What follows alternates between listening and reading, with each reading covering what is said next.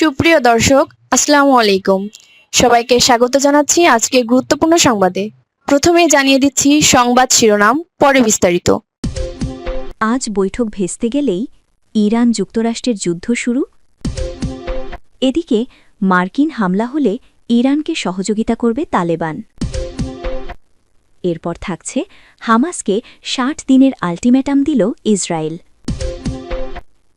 আরও জানিয়ে দেব ফিলিস্তিনিদের ভিটেমাটি কেড়ে নেওয়ার নতুন ছক ইসরায়েলের। সর্বশেষ ইরানের সঙ্গে উত্তেজনার মধ্যেই আরও বাংকার বাস্টার কিনছে মার্কিন বিমানবাহিনী। শুনছিলেন সংবাদ শিরোনাম, এখন বিস্তারিত। তার আগে হৃদয় ছুঁয়ে যাওয়া একটি অনুরোধ।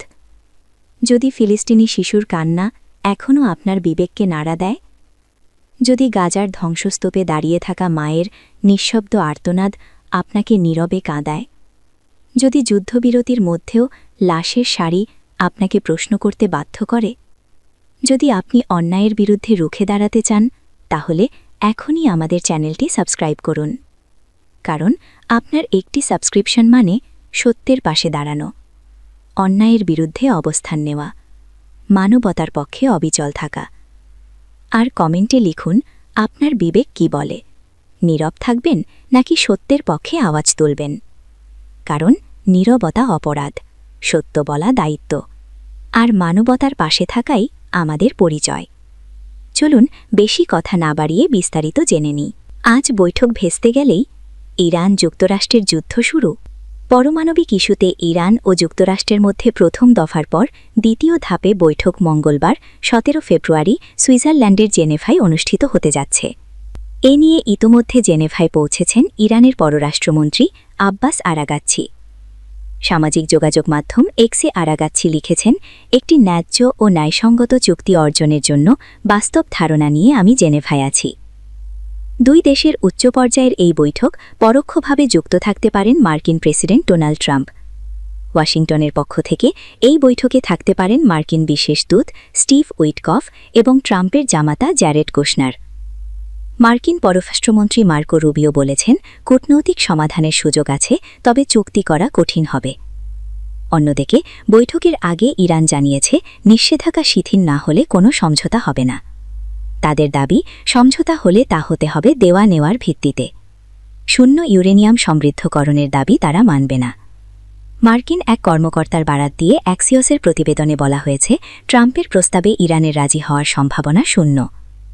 এর আগে সম্প্রতি ওয়াশিংটন ডিসিতে ইসরায়েলি প্রধানমন্ত্রী বেনিয়ামিন নেতানিয়াহুও ট্রাম্পকে একই কথা বলেছেন। তিনি ট্রাম্পকে জানান, ইরানের সঙ্গে ভালো একটি চুক্তি সম্পন্ন করা অসম্ভব। বেনিয়ামিন দাবি করেন, যদি চুক্তি হয়েও যায়, ইরান এই চুক্তি মেনে চলবে না। এদিকে ট্রাম্প বারবার হুঁশিয়ারি দিয়েই যাচ্ছেন যে পারমাণবিক ও ক্ষেপণাস্ত্র ইস্যুতে চুক্তি না করলে ইরানে হামলা অনিবার্য। এমন পরিস্থিতির মধ্যে চাঞ্চল্যকর রিপোর্ট প্রকাশ করেছে বার্তা সংস্থা রয়টার্স। প্রতিবেদনে বলা হয়েছে, ইরানে সম্ভাব্য কয়েক সপ্তাহব্যাপী অভিযান চালানোর জন্য প্রস্তুতি নিচ্ছে মার্কিন বাহিনী। প্রেসিডেন্ট ডোনাল্ড ট্রাম্প হামলার নির্দেশ দেওয়া মাত্রই মার্কিন বাহিনী অভিযান শুরু করবে। নাম প্রকাশে অনিচ্ছুক দুইজন মার্কিন কর্মকর্তা রয়টার্সকে এসব তথ্য জানিয়েছেন। পরিকল্পনার সংবেদনশীলতার কারণে ওই দুই কর্মকর্তা নাম প্রকাশ করেনি। এছাড়া এতে যুক্তরাষ্ট্র ইরানের মধ্যে চলমান কূটনৈতিকের জন্য ঝুঁকি তৈরি হতে পারে। মার্কিন এক কর্মকর্তা বলেছেন, পেন্টাগন মধ্যপ্রাচ্যে আরও বিমানবাহী রণতরী ছাড়াও হাজার হাজার সেনা পাঠাচ্ছে। এছাড়া যুদ্ধ বিমান, গাইডেড মিসাইল ডিস্ট্রয়ার এবং অন্যান্য যুদ্ধাস্ত্র পাঠানো হচ্ছে। ইরানে সম্ভাব্য মার্কিন অভিযানের প্রশ্ন করা হলে হোয়াইট হাউসের মুখপাত্র আনা কেলি বলেছেন, তেহরানের জন্য প্রেসিডেন্ট ট্রাম্পের কাছে সব অপশন হাতে আছে। অন্যদিকে একই সময়ে হরমুজ প্রণালীতে নৌমহড়া শুরু করেছে Islamic revolutionary guard corps IRGC। ইরানও হুঁশিয়ারি বার্তা দিয়েছে, তেহরানে যে কোনো ধরনের হামলাকে পুরো মাত্রার যুদ্ধ হিসেবে গণ্য করা হবে। দেশটি পাল্টা হামলার হুমকি দিয়েছে। এখন দেখার বিষয়, দেশ দুইটির মধ্যে দ্বিতীয় দফার বৈঠকে কী ফলাফল আসছে। এবার আলোচনা ব্যর্থ হলে কি দুই দেশের মধ্যে যুদ্ধ অনিবার্য? এদিকে মার্কিন হামলা হলে ইরানকে সহযোগিতা করবে তালেবান। ইরানে হামলা চালানোর জন্য মধ্যপ্রাচ্যে বিশাল নৌবহর মোতায়েন করেছে যুক্তরাষ্ট্র। আরও একটি নৌবহর পারস্য উপসাগরের কাছাকাছি পাঠানোর ঘোষণা দিয়েছেন মার্কিন প্রেসিডেন্ট ডোনাল্ড ট্রাম্প। এরই মধ্যে ইরানকে সহযোগিতার ঘোষণা দিয়েছে আফগানিস্তান।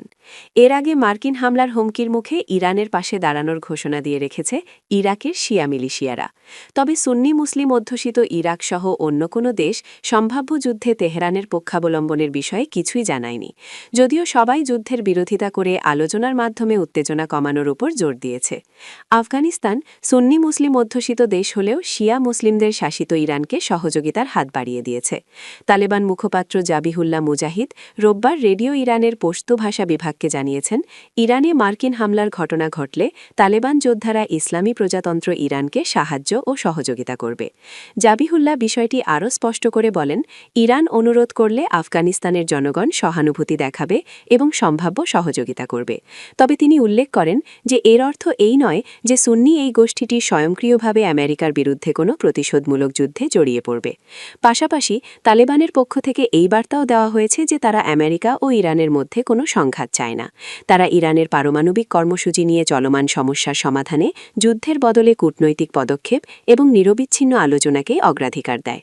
ইরানিদের যুদ্ধ জয়ের কথা উল্লেখ করে জাবিহুল্লাহ বলেন, গত বছরের জুনে ইসরায়েল ও যুক্তরাষ্ট্রের সঙ্গে 12 দিনের যুদ্ধে ইরান জয়ী হয়েছে এবং যুক্তরাষ্ট্র পুনরায় আক্রমণ করলে ইরানিরা আবারও জিতবে। তিনি বলেন, ইরান আবারও জিততে সক্ষম হবে, কারণ দেশটির সেই সামর্থ্য আছে, তারা ন্যায়ের পথে আছে এবং নিজেদের রক্ষা করার অধিকার তাদের আছে। গত জুনে ইসরায়েল যখন ইরানে হামলা করেছিল তখন ইসলামী প্রজাতন্ত্রের পারমাণবিক সমৃদ্ধিকরণ কেন্দ্র, সামরিক নেতৃত্ব ও অন্যান্য কৌশলগত অবস্থানে আক্রমণের তীব্র নিন্দা জানিয়েছিল তালেবান। সর্বশেষ হামাসকে 60 দিনের আল্টিমেটাম দিল ইসরায়েল। ফিলিস্তিনি প্রতিরোধ আন্দোলন হামাস 60 দিনের মধ্যে অস্ত্র সমর্পণ না করলে গাজায় নতুন করে যুদ্ধের হুঁশিয়ারি দিয়েছে ইসরায়েল। স্থানীয় সময় সোমবার 16 ফেব্রুয়ারি ইসরায়েলের মন্ত্রিপরিষদ সচিব ইওসি ফুজ জেরুসালেমে এক সংবাদ সম্মেলনে এই হুঁশিয়ারি দেন। তেল আবিবের এই শীর্ষ কর্মকর্তারা বলছেন, হামাসকে 60 দিনের মধ্যে সব অস্ত্র এমনকি AK-47 সমর্পণ করতে হবে। মার্কিন প্রশাসন এই সময়সীমার জন্য অনুরোধ করেছিল বলেও জানান তিনি। আর এর ফল না হলে নতুন করে আইডিএফ সামরিক অভিযানে নামবে বলে হুমকি দিয়েছে নেতানিয়াহু প্রশাসন। ইসরায়েলি সামরিক বাহিনী বলছে, হামাসের যোদ্ধারা সীমান্ত অতিক্রম করেই চুক্তি ভঙ্গ করেছে। পাল্টা হামাস অভিযোগ করেছে, ইসরায়েল সীমান্ত পয়েন্টে বিধিনিষেধ আরোপ করছে এবং অসুস্থ ও আহতদের চিকিৎসার জন্য বাইরে যেতে দিচ্ছে না। রাফা ক্রসিং দিয়ে মাত্র 811 জন পার হয়েছে, যা প্রত্যাশিত 2800 জনের তুলনায় 1/3। আনুষ্ঠানিকভাবে যুদ্ধবিরতি হলেও ফিলিস্তিনের গাজা উপত্যকায় এখনও পুরোপুরি থামেনি ইসরায়েলি বর্বরতা। প্রতিদিনই বিভিন্ন স্থানে হামলা চালাচ্ছে নেতানিয়াহু বাহিনী, এতে হতাহত হচ্ছেন অনেকে। এদিকে গাজার সব ধ্বংসস্তূপ পরিষ্কার করতে বছর পেরিয়ে যেতে পারে বলে সতর্ক করেছে জাতিসংঘের উন্নয়ন কর্মসূচি UNDP। স্থানীয় সময় সোমবার 16 ফেব্রুয়ারি গাজা সিটি পরিদর্শনে গিয়ে একথা জানিয়েছেন সংস্থাটির প্রতিনিধি দল। এমনকি তারা কর্মসংস্থান ও বাসস্থানের জন্য বহু বাসিন্দাকে সুযোগ সুবিধা দিয়ে আসছেন বলেও জানান তারা।